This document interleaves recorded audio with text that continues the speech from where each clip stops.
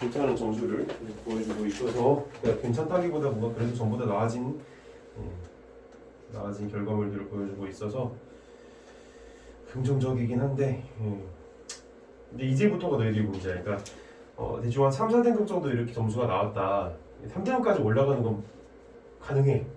조금만 더 열심히 하면 3등급은 나오게 되는데 그 이유가 문제야. 그러니까 2등급, 1등급으로 올라가는 건 조금 다른 뭔가가 필요해. 그 한 가지가 뭐가 더 필요한데 그게 사람마다 달라. 어떤 친구는 문제풀이 방법이 될 수 있고 어떤 친구는 독해의 기본기가 더 강해지는 건데 내가 일반적으로 생각하는 건 독해의 기본기가 더 강해지는 거 중요하다고 생각을 해.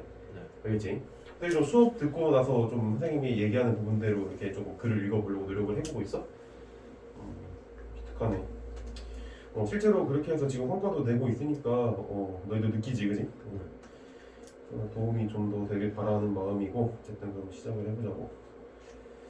오늘은 BIS 아까 말했다시피 그거 간단하게 내가 좀 얘기를 하고 마무리를 해줄 거야. 네. 그 목요일 날에는 내가 조금 더 일찍 시작할 수 있으면 일찍 시작해 볼게. 시간을 좀 더 세이브해서 오늘 BIS에 대해서만 좀 간단하게 얘기를 하고 해보자고.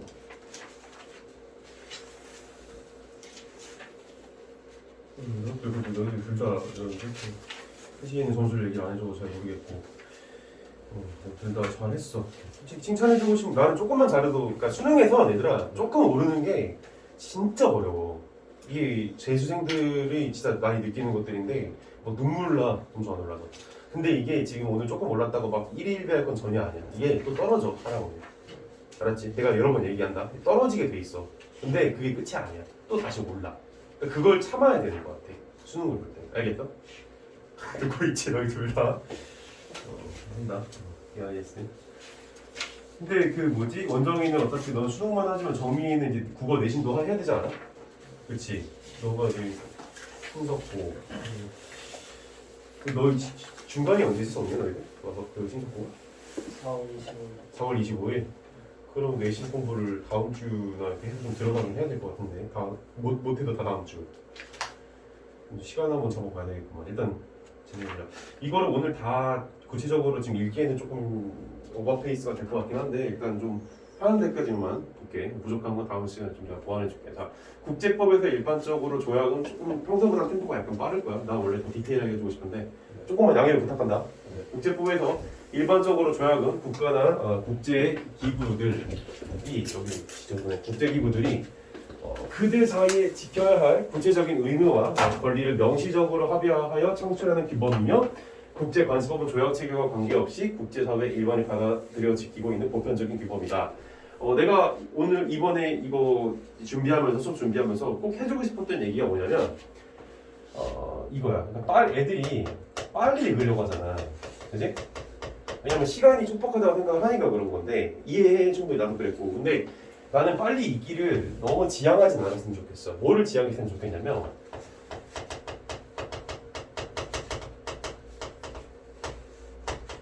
이거를 좀 지향했으면 좋겠어. 적당한 템포로 적당히 정확히 읽기. 적당히가 아니라 적당한 템포로 정확히 읽기. 그러니까 이렇게 한 문장을 읽잖아. 그때 그 한 문장을 읽었을 때 그 텍스트가 나한테 얼마나 먹어지는 정도가 나의 독해력이거든.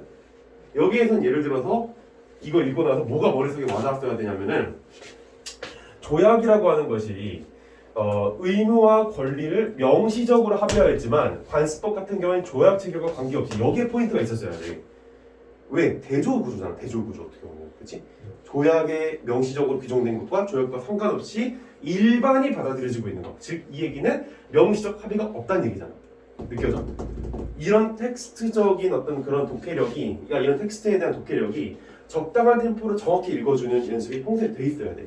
그러니까 수능을 치면서 애들이 밑줄을 겁나게 칠 거야 아마. 보통 애들이 읽으면서 이거 중요해 이거 중요해. 그렇진 않았고 근데 물론 이 지문은 좀 예외적으로 중요한 게 굉장히 많아. 디테일에 좀 초점을 많이 맞춰야 돼. 그래서 어려운 지문인데 아무튼 내가 해주고 싶은 건 적당한 템포로 정확하게 읽는 연습을 하자 평소에. 알겠어? 네. 글을 이렇게 한번 너희들이 밑줄 그어서 이렇게 읽어봐. 딱 읽고 나서 머릿속에 어느 정도로 내 머릿속에 잔상이 남는지를 계속 테스트해보란 말이야 지속적으로. 되게 본질적인 얘기야. 되게 중요한 얘기. 잘 기억해요. 사실 오늘 수업에서 이거 하나만 나한테 얻고 가도 많은 걸 얻어 가는 거라고 생각을 해. 자, 근데 반면에 여기도 대조인데 또 뭐가 반면에 이러지. 경제 관련 국제기구에서 어떤 결정을 하였을 경우 이 결정사항 자체는 권고적 효력만 있을 뿐 법적 구속력은 없는 것이 일반이다 라고 얘기하고 있어. 권고적 효력이 뭐야? 권고, 권장한다 이거지. 이렇게 하길 권장한다. 근데 법적 구속력은 없다. 이게 무슨 얘기야? 법적으로 강제할 수 있는 힘이 없다 이 얘기야. 근데 이렇게 읽어주고선 우리 머릿속에 또 뭐가 남아야 돼? 아! 그렇다면 국제관습법, 조약 같은 경우에 법적 구속력이 있구나 라고 이렇게 읽혀져야 된다는 거야. 그게 독해력인 거야. 이해됐어? 되게 중요한 얘기하고 있다. 자, 그런데 국제결제은행 산하의 바젤위원회가 결정한 자 그런데라고 얘기하는 건 예전에도 얘기했지만 이게 뭐를 나타낸다고 얘기해서 기억나는 사람 그런 데가 나타내는 건 여기에서 지금 얘기하는 거 외에 조금 예외적인 사항을 얘기할 때 이제 그런 데라고 좀 얘기를 할 수가 있겠지. 알겠지? 항상 그런 건 아닌데 여기에서 지금 그렇다는 거. 예외적인 사항을 좀 얘기해주고 있지. 자, 그래서 국제결제은행 산하의 바젤위원회가 결정한 BIS 비율 기재와 같은 것들이 비회원의 국가에서도 엄격히 준수되는 모습을 종종 보게 된다. 여기서 되게 중요한 거 바로 비회원의 국가야. 이 수능에서 주체가 되게 엄청나게 중요하다는 거 알아? 주체. 그러니까 누가 이제 그 서브젝트가 되는지가 너희들이 초점을 잘 맞춰야 되는 거야. 회원국이 아니라 비회원국. 알겠지? 왜 이게 지금 엄격히 준수돼? 일종의 규범 그거에 대해서 이제 설명을 해주겠지. 이처럼 일종의 규범적 성격이 나타나는 현실을 어떻게 이해할지에 대한 논의가 있다. 이는 위반에 대한 제재를 통해 국제법의 효력을 확보하는 데 주안점을 두는 일반적 경향을 돌아보게 한다라고 하고 있어. 자, 뭐라 그랬어? 위반에 대한 제재를 통해 국제법의 효력을 확보하는 데. 자, 제재는 그러면 여기서 우리가 어떻게 독해내줘야 될까? 간단해. 아까 위에서 얘기했었던 뭐야? 법적 구속력으로 읽어주면 되는 거야. 왜 그럴까? 여기 뒤에 있는 것들은 지금 법적 구속력이 없는 놈들인 거잖아. 근데 여기서 뭐라고 얘기했었어? 위반에 대한 제재를 통해 국제법의 효력을 확보하는 데 주안점을 두는 일반적 경향. 여기서 수식어가 등장했지. 이거는 뭐에 해당하는 수식어인 거야? 여기 반면에 이후에 나오는 친구들이 아니라 여기 위하는 관습법과 조약에 대한 수식어가 되는 거지. 알겠어? 네. 이런 게 다 독해력인 거 별거 아니겠지만 그러니까 이런 식으로 어떤 문제가 읽었을 때 내 머릿속에 잔상이 얼마나 남는지에 대한 테스트를 지속적으로 해야 돼. 이거는 수능 볼 때까지 연습을 하는 거야. 그러면 이게 실력이 늘어. 알겠지? 가장 본질적인 내용.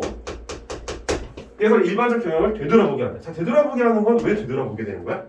이것보다 조금 더 효율적이거나 아니면 얘가 지금 얘보다 조금 안 좋다거나 그치? 얘가 문제시되기 때문이겠지. 그러니까 문제시된다는 표현이 좀 안 어울 수도 있겠지만 뭔가 얘보다는 조금 그 성능이 질이 좀 안 좋다라고 느껴질 수 있어서 그런 것 같아. 무슨 느낌인지 알겠어? 안 좋다는 얘기. 상대적으로 그렇다는 거야. 진짜 안 좋다는 얘기가 아니라. 자, 따라오길 바래. 그래서 얘보다는 좀 더 나은 방식이 있으니까 얘에 대해서 한 번 더 생각해보게 한다 이런 얘기지. 그래서 곧 신뢰 여기서 중요한 말이 나오네. 신뢰가 형성하는 구속력에 주목한다 뭐? 신뢰가 형성하는 구속력. 신기하지? 신뢰가 구속력을 형성한다니.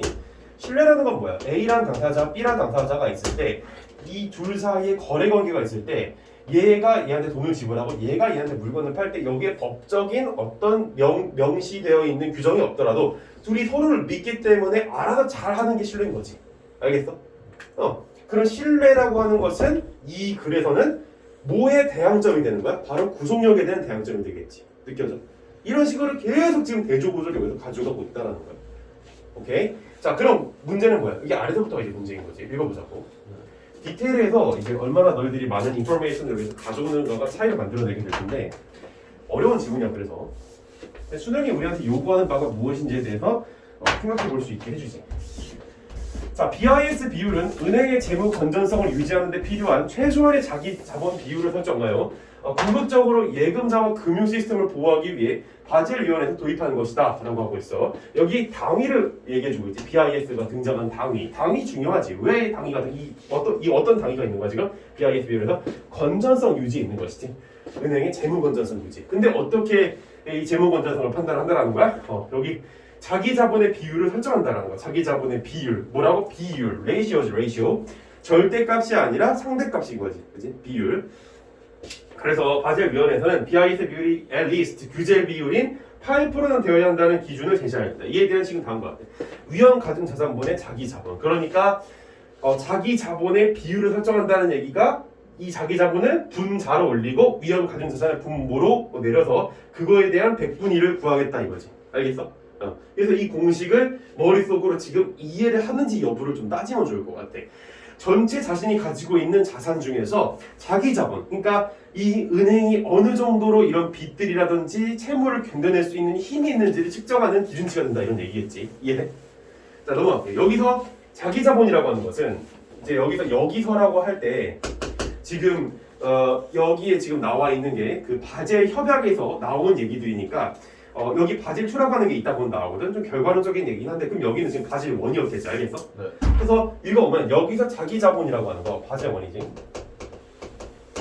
자기 자본은 은행의 기본 자본, 그 다음에 보완 자본,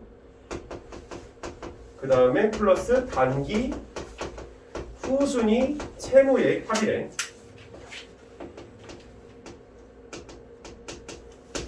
그래서 이거를 위험 가중 자산은 보유 자산의 각 자산의 신용 위험에 대한 위험 가중치를 곱한 값들의 합으로 구하였다라고 하고 있어. 그래서 여기서 얘네들이 지금 보유하고 있는 자산에다가 신용 위험에 대한 위험 가중치를 곱한 값들로 여기 아래를 구성한다고 얘기했고, 위험 가중치는 자산 유형별 신용 위험을 반영하는 것인데 OECD 국가의 국채는 0%, 회사채는 100%가 획일적으로 부여되었다고 하고 있지. 바젤 1에서. 그래서 써보면 국채는 0%, 그 다음에 회사채 같은 경우에는 100%를 부여한대. 그래서 이후 금융 자산의 가격 변동에 따른 시장 위험도 반영해야 한다는 요구가 커지자. 근데 이런 거를 읽을 때 그냥 그렇구나 이렇게 읽는 게 아니라 얘가 지금 뭐가 되는 거야? 새로운 문제점이 되는 거지. 그치? 시장 위험을 반영해야 된다라는 그런 문제점이 등장하니까 바젤 위원회에서는 이런 위험 가중 자산은 신용 위험에 따른 부분과 또 뭐 시장 위험에 대한 문제점을 드러냈으니까 시장 위험에 따른 부분의 합으로 새로 정의했다 이렇게 얘기하고 있지. 그래서 여기서는 신용 위험 플러스 그다음에 시장 위험 이 두 가지로 이후에 개편이 되는구나라는 것을 이제 확인할 수가 있어. 계속해서 기준치가 바뀌고 있는 거지. 그래서 BIS 비율을 산출하도록 하였다. 신용 위험의 경우와 달리 또 대조사 비교지 사실 대조라기보다 신용 위험의 경우와 달리 시장 위험의 측정 방식은 감독기관의 승인하에 은행의 선택에 따라 사용할 수 있게 하여 바젤 1 협약이 96년에 완성되었다라고 하고 있어. 그래서 은행이 스스로 기관의 승인하에서 선택할 수 있는 부분까지 생기게 된 거야. 신용 위험의 시장 위험의 경우에 알겠지? 시장 위험은 은행의 선택이었구나라는 것까지 여기서 정보를 이제 캐치해내서 바젤 2로 넘어가면 되겠지. 자, 금융혁신의 진전으로 바젤 1 협약의 한계가 드러나자 2004년에 바젤 2 협약이 도입되었다.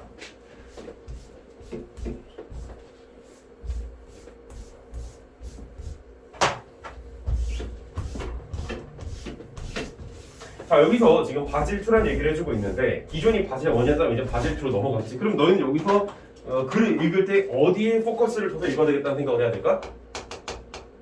당연하게도 기존 바젤 1에서 어떠한 포인트들이 변하는지에 대한 초점을 두고 읽으면 되겠지. 이건 뭐인 거야? 저 바젤 1과 바젤 2에 대한 비교, 대조, 사고방식이 들어가고 있다는 거야. 계속해서 변하는 포인트를 짚어줘. 그게 결국 뭐가 되는 거야? 문제가 되니까. 그래서 여기에서 BIS 비율의 위험 가중 자산은 신용 위험에 대한 위험 가중치에 자산의 유형과 신용도를 모두 고려하도록 수정되었다라고 얘기하고 있어. 뭘 고려하라고? 신용도. 기존에는 신용 위험에 대한 위험 가중치만 고려하라고 얘기를 했는데 이제는 신용도까지 고려를 하라는 얘기를 하게 되는 거지. 이해됐어? 네. 기존에는 이 회사채 국채 100%뭐 이런 식으로 이제 위험 가중치를 설정을 했었다면 이후에는 이런 위험 가중치에 대해서 단순하게 적용하는 걸 넘어서서 신용도까지 고려해야 되는 상황이 왔다 이거야. 그래서 신용 위험의 측정 방식은 표준 모형이나 내부 모형 가운데 하나를 은행이 이용할 수 있게 되었다라고 하고 있는데 뭐 하고 있는 거야? 이게 바로 옛날에 얘기했었던 옛날까지는 아니죠. 몇 주 전에 얘기했던 범주화시키고 있는 거잖아. 두 가지로 나누고 있잖아. 카테고리를. 이게 범주화인 거야 이런 게. 카테고리 나열하면 그게 곧 범주화라고. 그럼 너희가 어떻게 해야 돼? 그걸 따라가면서 이 각각의 범주에 대해서 표준 모형, 내부 모형에 대해서 이 사람이 설명을 다 해주겠구나라는 예상을 하면서 그걸 읽어야 되겠지. 그래서 써보면 별거 아니잖아 사실 이 정도는. 그러니까 표준 모형, 그 다음에 내부 모형. 그치? 선생님의 이제 국어 수업 할 때, 특히 비문학 수업 할 때 뭐 특별한 스킬을 막 그렇게 너희들한테 가르치기보다는 어떻게 하면 좀 더 본질적인 글읽기를 정말 너희들의 기본적인 사고방식을 딱 정확하게 여기다가 적용할 수 있는지만 가르친단 말이야. 국어는 원래 그렇게 해야 돼. 대단한 스킬이 없어. 그건 거짓말이야. 얼마나 다양한 글들이 많은데 그걸 다 스킬을 적용해. 사기란 말이야 이렇게 하면. 어쨌든 표준 모형이나 내부 모형 가운데 하나를 은행이 이용할 수 있게 되었는데 표준 모형에서는 OECD 국가의 국채는 국채지. 빵에서 150%까지. 회사채 같은 경우에는 20%에서 150%까지 위험 가중치를 구별하여 신용도가 높을수록 위험 가중치가 어떻게 되는가? 당연히 낮게 되겠지. 그래서 여기서는 지금 0에서 150, 20에서 150 이렇게 돼 있는데 여기다가 이제 신용 위험도라고 하는 것을 적용을 해보면 신용 위험도 신용도지 쉽게 말해 신용도 같은 경우에는 이쪽으로 갈수록 낮아지고 이쪽으로 갈수록 높아지는 거지. 그래서 10, 9, 8, 7, 6 이렇게 하면 안 되겠고요. 신용도가 1등급이 가장 높은 거거든. 그래서 1, 2, 3, 4, 5, 6, 7, 8, 9 이런 식으로 되는 거야. 알겠어? 위험 이 신용도에 대한 위험 가중치가 높을수록 당연히 등급도 낮겠지. 이런 식으로 생각을 해줘야 돼. 자, 그다음에 예를 들어 실제 보유한 회사채가 100억인데 신용 위험 가중치가 20%랑 위험 가중 자산에서 그 회사채는 20억 원으로 계산이 된다 이거야. 그래서 이 회사채가 어떤 이 회사가 있을 때 거기에 회사채가 이제 1000억 정도 있다고 쳤을 때 이 자산에 대해서 신용 위험도가 뭐 30%다 이랬을 때 얘네들이 위험 가중 자산으로 계산이 되는 건 300억이 된다 이런 얘기겠지.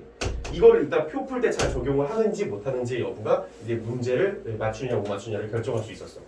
예를 들어서 이제 표에 300억이라고 써 있는데 위험 가중치가 여기에서 뭐 50%로 돼 있었던 것 같은데 내가 했던 건 30%잖아. 네.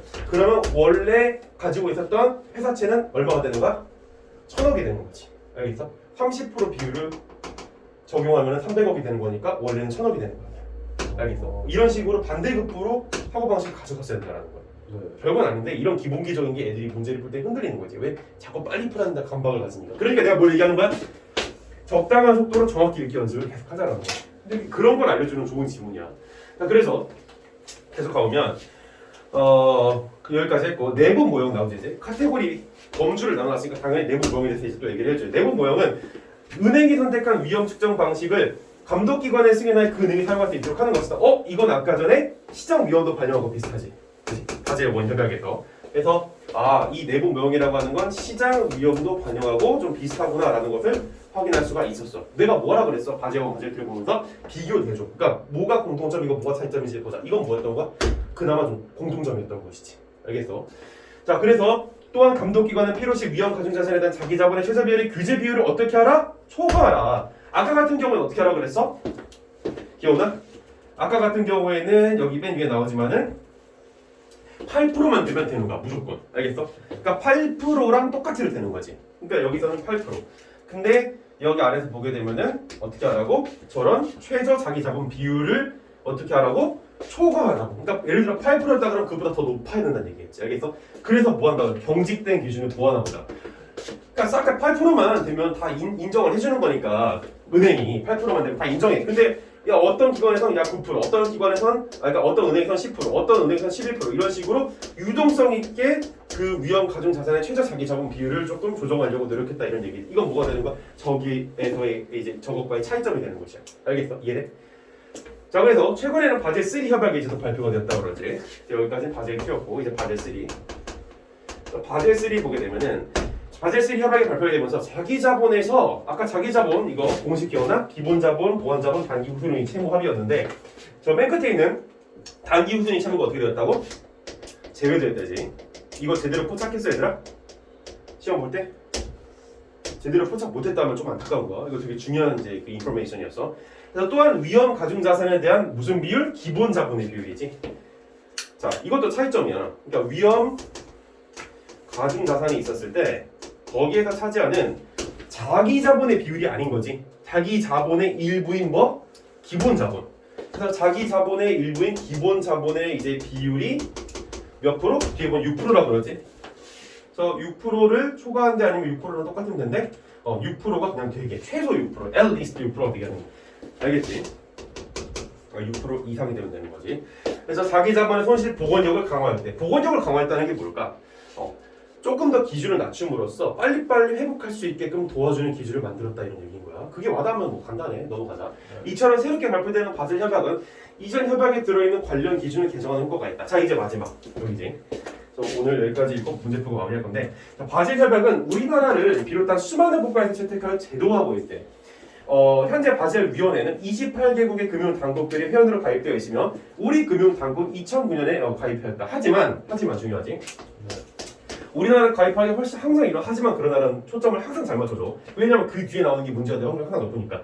우리나라는 가입하기 훨씬 전부터 BIS 비율을 도입하여 시행하였으며 현행 법제도 이것이 반영되었다. 훨씬 전부터가 이제 중요한 포인트가 되겠지. 그러니까 훨씬 전부터는 뭘 얘기하고 있는 거야? 아까 첫 번째 문단쯤에서 얘기했던 비회원을 얘기하고 있는 거라고. 그래서 주체가 중요하다는 거야. 반복이 되는 거지. 지금 구조가. 그치? 똑같은 얘기 또 하는 거잖아. 이런 국어에서의 반복은 문제가 될 확률이 엄청 높아질 수밖에 없죠. 당연하게도. 왜 강조하는 거니까. 그래서 과제의 기준을 따름으로써 은행이 믿을 만하다는 징조를 국제금융시장에 보여줘야 했던 것이래. 그러니까 비회원국이 따를 수밖에 없었던 이유는 뭐야? 바로 이 신뢰를 보여주고 싶었던 것이. 그러니까 신용도를 보여주고 싶었던 거야. 우리 은행 괜찮아 이렇게. 재무 건전성을 의심받는 은행은 국제금융시장에 자리를 잡지 못하거나 심하면 아예 발을 들이지 못할 수도 있다. 뭐야? 나름대로의 페널티가 되는 것이지. 기준을 따르지 않았을 때. 그래서 바젤위원회에서는 은행 감독 기준을 협의하여 제정한대. 그래서 그 현장에서는 회원들에게 바젤 기준을 자국에 도입할 의무를 부과한대. 누구한테? 회원들에게. 얘네들은 비회원이 아니지. 이거 구별하면서 읽었어. 그냥 대충 읽었어. 구별하면서 읽었어야 돼. 그래서 회원들에게 도입할 의무를 부과한대. 하지만 바젤위원회가 초국가적 감독 권한이 없으며 그 결정은 법적 구속력이 없다는 것. 아까 전에 뭐가 이렇게 구속력이 없었어? 혹시 기억나? 맨 처음에. 기억나지? 첫 번째 단락에서 구속력이 없는 것. 뭐? 경제 관련 기구에서의 결정. 바로 지금 바젤 협약에서의 이 결정이 이러한 사례에 해당하게 되는 거죠. 알겠어? 구속력이 전혀 없어. 자, 권한이 없으며 바젤 기준은 100개가 넘는 국가가 채택할 따른다. 이는 국제기구의 결정이 형식적으로 구속을 받지 않는 국가에까지. 누구? 형식적으로 구속을 받지 않는 국가. 곧 이게 또 뭐라고? 비회원이라고. 뭐 하고 있는 거야? 똑같은 말이지만 이거를 치환해서 읽을 줄 아는 능력을 보여주고 있는 거야. 그것도 다 독해력이거든. 자발적으로 받아들여 시행하고 있다는 것인데 이런 게 반복 구조인 거지. 이런 현실을 뭐 말랑말랑한 법이다. 이렇게 설명한대. 그래서 이때 조약이나 국제관습법은 그에 대비한 딱딱한 법. 왜? 구속력이 있으니까 그런 거지. 이해돼? 아까 전에 말했 구속력과 신뢰도를 대응시켜서 읽어야 된다는 얘기를 했었어 잠깐. 그래서 여기서 지금 계속 그 구속력과 신뢰도를 보여주고 있는 거야. 그래서 바젤 기준도 장래에 딱딱하게 연구될지 모른다. 즉 구속력을 갖고 있지도 모른다는 얘기인 거지. 법적 구속력. 자 윗글의 내용 전개방에서 방법자라고 문제 풀어보자. 이거는 쉬웠지? 이거 틀렸으면은 선생님들 열심히 안 되는 거야 이런 거는. 자 1번 특정한 구체적 기준의 내용과 그 변화 양상을 소설하면 국제사회에 적용하는 규범성을 설명하고 있다라고 얘기하고 있어. 변화 양상 보였지 그지? 네. 왜? 바젤 1, 2, 3 그리고 그 기준의 내용들 계속 보여줬었어. 몇 퍼센트 이상 뭐 이런 거 자기 자본이나 뭐 기본 자본이나 이런 거. 그리고 사회 작용하는 규범성, 신뢰에 의한 규범성이 되는 거지. 너무 정답이지 1번. 자 2번 특정한 국제적 기준이 제정된 원인을 서술하면 국제사회의 규범을 감독권의 발생 원인에 따라 분류하고 있다고 얘기하고 있는데 국제사회의 규범을 분류하고 있진 않아. 변화 양상을 계속해서 통시적으로 보여주고 있어. 3번 특정한 국제적 기준의 필요성을 서술하며 국제사회에 수용되는 규범의 필요성을 상반된 관점에서 논증하고 있다고 얘기하고 있는데 국제적 기준의 필요성을 서술한 적도 없고 상반된 관점도 등장한 적이 없다 이거지. 4번 특정한 국제적 기준과 관련된 국내법의 특징들을 서술하며 전혀 없고 국제사회에서 받아들여지는 규범의 장단점 전혀 없어. 자 5번 특정한 국제적 기준의 설정 주체가 바뀐 사례 없고 국제사회 규범 설정 주체가 지닌 특징 분석 전혀 없어. 알겠지? 이거 왜 하는 거야? 아니라는 걸 확실하게 짚고 넘어가는 것도 하나의 공부기 때문이야. 네. 자 그 다음에 38번 윗글에서 알 수 있는 내용으로 적절하지 않은 것은 무엇인가 풀어보자. 자, 적절하지 않은 거. 1번. 조약은 체결한 국가들에 대하여서 권리와 의무를 부과하는 것이다. 첫 번째 단락에서 나온 내용이지. 네. 이걸 틀렸다면 말도 안 되는 거야. 자, 1번은 맞는 얘기. 2번. 새로운 바젤 협약이 발표되면 기존 바젤 협약에서의 기준이 변경되는 경우가 있다. 많이 그랬지? 그지? 6%였다가 8%였다가 그 다음에 여기에서 단기 구순이 자본이 날아갔다가 그 다음에 또 초과되는 경우까지 이런 식으로 너무 많았어. 얘는 패스. 3번. 딱딱한 법. 뭐야? 구속력을 갖는 법들이 이제 관습법, 조약 이런 데서는 일반적으로 제재보다 신뢰로서 말도 안 되는 소리 하고 있는 거지. 매칭 오류야. 뭐라 그랬어? 반복 구조는 정답, 그러니까 문제를 날 확률이 높다. 그치? 구속력과 신뢰에 대한 얘기는 첫 번째 단락에서 마지막 단락에서 계속 나온 얘기 아니야. 이런 거 틀리면 내 수업 열심히 또 안 들은 거지. 그러니까 3번 정답이 되는 거지. 4번. 국제기구의 결정을 지키지 않을 때 있게 된 불이익은 그 결정이 준수해서 하는 역할을 한다. 그치? 불이익에 대한 구속력. 아까 마지막에서 마지막에 두 번째 문단에서 끝에 부분에서 나왔었어. 기억나? 자, 5번. 세계 각국에서 바젤 기준을 법제하는 것은 자국 은행의 재무 건설사 대우를 인정받기 위해서. 그렇지.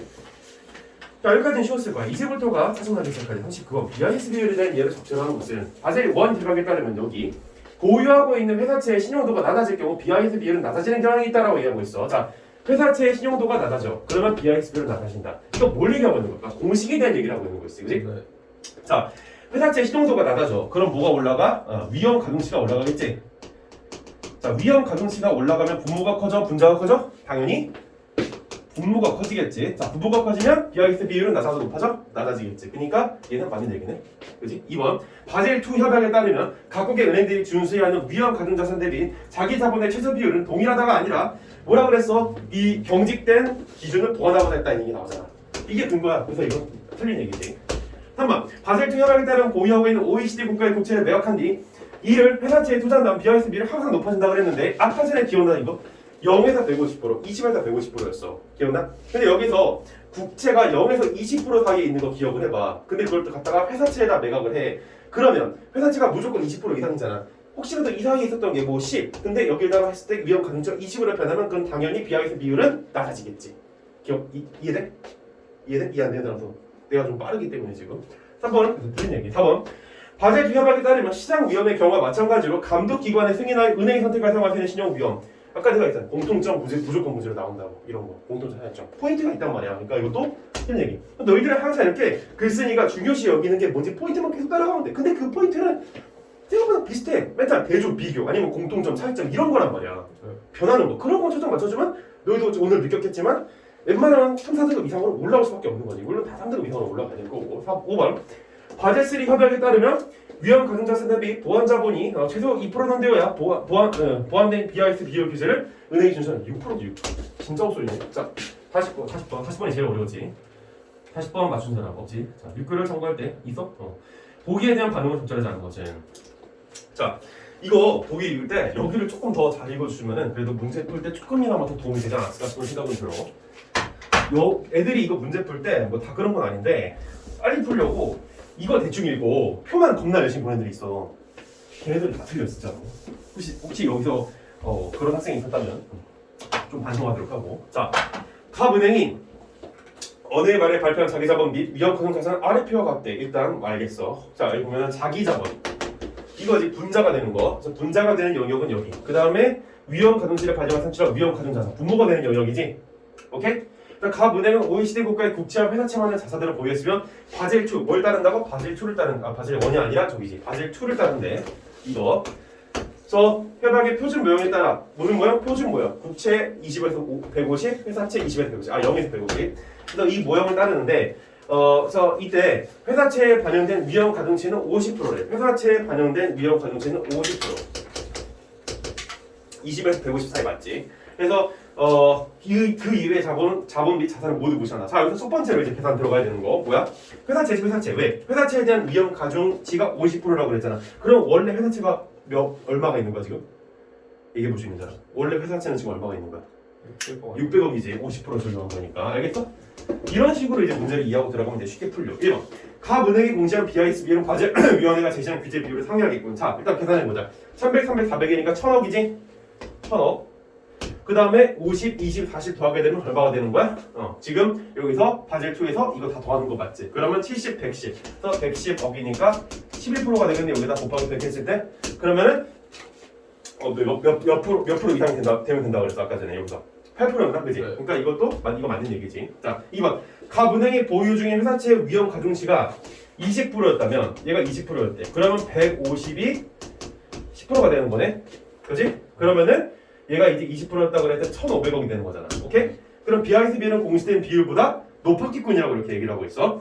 자, 그럼 BIS 비율이 이제 그 회사채의 위험 가중치가 이제 20%였다라고 이렇게 얘기를 한다. 잠깐만 이거 잘못 계산했다. 쏘리. 그러니까 원래 600억이 있는 건 동일해. 알겠어? 600억이 있는 건 동일한데 여기에 20%를 적용해야 되는 거야. 그럼 얼마? 이게 120억이 되는 거지. 알겠어? 그럼 300, 120, 400 더하게 되면 얼마가 되는 거야? 820억이 되는 거지. 근데 이거 뭐 계산할 필요도 없이 1000보다 820이 낮기 때문에 분모가 낮아졌기 때문에 전체의 비율은 이제 올라가겠지. 알겠어? 그러니까 이것도 맞는 얘기. 3번. 각 은행이 보유 중인 국채의 실제 규모가 회사채의 실제 규모보다 컸다면 국채의 실제 규모 얘보다 컸대. 그러면 위험 가중치는 국채가 회사채보다 낮았겠군이라고 얘기하고 있어. 자, 여기 몇 프로 적용했다고? 50% 적용했대. 600억이었어. 그럼 얘가 300억이야. 그럼 예를 들어서 여기에 이제 그 얼마라고 할까? 그 1,500억이라고 쳐봐. 알겠어? 그럼 얘의 비율은 얼마가 되는 거야? 10%가 되겠지. 그치? 자, 20%가 되겠지. 20%. 자, 근데 이런 식으로 생각을 해보면 당연하게도 국채 비율이 훨씬 그러니까 국채가 가지고 있는 그 절대량이 더 높고 얘가 절대량이 더 낮았을 때는 똑같이 300억이 나왔다 그러면 당연히 비율은 얘가 낮을 수밖에 없겠지. 위험 가중치는. 그래야 똑같은 값이 나올 테니까. 이해돼? 오케이. 3번. 이게 당연하게 느껴진다면 다행이고. 4번. 각 은행이 바질 원 협약의 기준으로 신용 위험에 따른 위험 가중 자산을 산출한다면 회사채는 600억이 되겠군이라고 얘기하고 있어. 자, 근데 회사채가 지금 100%라고 그랬잖아 여기서, 그렇지? 네. 근데 원래 가지고 있는 게 600이라고 그랬지. 그럼 100%면 600이지, 맞는 얘기지. 정답 5번이네. 왜 5번일까? 각 은행의 위험 가중 자산의 변동 없이, 자, 보완 자본을 10억 원 증언했대. 자, 보완 자본을 10억 원 증해. 그리고 바젤 3 협약에서 보완된 기준을 충족할 수 있게끔. 자, 바젤 3에서는 6% 이상이라 그랬어. 자, 그러면 보통 친구들이 여기서 많이 헷갈리는 게, 선생님 이 사람은 1000이잖아요, 그죠? 근데 여기서 이제 10 올라갔잖아요, 그치? 그럼 50이죠? 그럼 이거 다 80이네, 이거 같은 120이네요. 이렇게 하는 친구들은 나가야 되는 거야. 왜? 아까 뭐라 단기 호순이는 제외한다고 했지. 이거 계산에 넣으면 그냥 안 돼. 안 되는 거야. 그럼 얘는 넣어도 될까? 안 될까? 대답을 못하는 거 보니까 헷갈리는 것 같아. 넣으면 안 돼. 넣어야 된다고 생각했지? 틀렸어. 왜? 아까 전에 내가 뭐라고 그랬어? 기본 자본이라고 그랬잖아. 자기 자본이 아니라 기본 자본만 하면 돼. 기본 자본만. 그러니까 1000분의 50. 6% 이하네? 너 뭐가 이렇게 풀어야 되는 거지. 이 단순한 차이를 애들 디테일에서 놓쳤기 때문에 이 문제에서 많이 나가리가 된 거야. 생각보다. 그러니까 여기에서의 어려움보다는 디테일한 거를 놓쳤기 때문에 틀린 경우가 더 많다 이거지. 그래서 이게 자기 자본에서 기본 자본으로 변화가 된 거. 차이점이지? 비교. 이런 사고방식에 조금 더 포커스를 맞추는 게 수능이 우리한테 요구하는 부분이라는 거야. 알겠지? 자, 마지막 문제 두고 마무리하자. 좀 빨리 나가지 오늘. 자, 기억에 해당하는 사례를 가장 적절한 거. 뭐 말랑말랑한 법이지. 그래서 말랑말랑한 법은 누구한테 적용이 되는 거라고? 주체가 중요하다 그랬지. 회원이야, 비회원이야? 말랑말랑한 뭐 비회원이지, 비회원. 자, 바젤위원회가 국제금융 현실에 맞지 않게 된 바젤 기준. 현실하고 상관이 없어. 바젤위원회가 가입 회원이 없는 국가의 바젤 기준을 준수하도록 요청한다. 준수하도록 요청하는 거는 구속력이 있게 되는 거지. 자, 3번. 바젤위원회 회원의 국가가 준수 의무가 있는 바젤 기준을 실제로는 지키지 않는다. 회원의 국가 자체가 틀려서 먼저. 자, 바젤위원회 회원의 국가가 강제성이 없는 바젤 기준에 대한 준수 의무를 이행한다라고 하고 있어. 그럼 회원의 국가 역시 틀렸지? 자, 5번. 바젤위원회 회원이 없는 국가에서 바젤 기준 제대로 공개 수령 5번이네. 네, 여기까지. 이렇게 보면 돼. 간단하지 생각보다도 이게 풀리는 게. 물론 결론적으로 이제 봤기 때문에 좀 그런 것도 있겠지만 아무튼 내가 강조하고자 하는 포인트고 적당한 템포로 정확히 읽기 연습. 그리고 글을 읽을 때 항상 중요한 포인트는 비슷비슷하다는 거. 여기까지 하고 또 목요일에 보도록 하죠.